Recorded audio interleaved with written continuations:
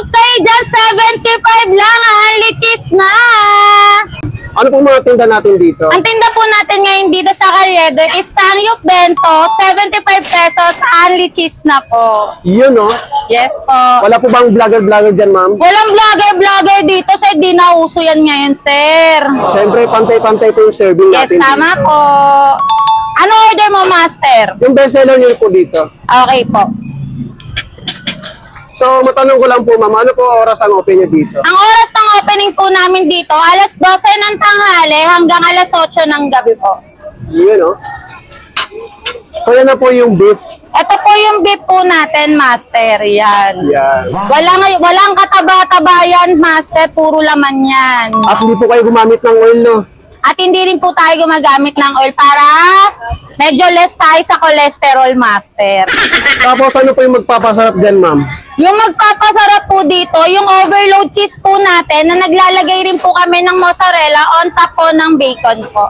Kasi parang normal na po kasi sa ngayon yung sangyup tas may lettuce, may cheese. Ito po, in-upgrade po namin na nilagyan din po namin siya ng mozzarella para kahit pa paano may kakaiba rin po sa kanya.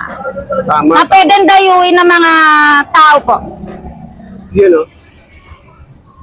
So, araw-araw naman po kayo open dito, ma'am? Yes po, araw-araw po kami open. Lalo na po maaga po kami pag Friday, Saturday, Sunday po.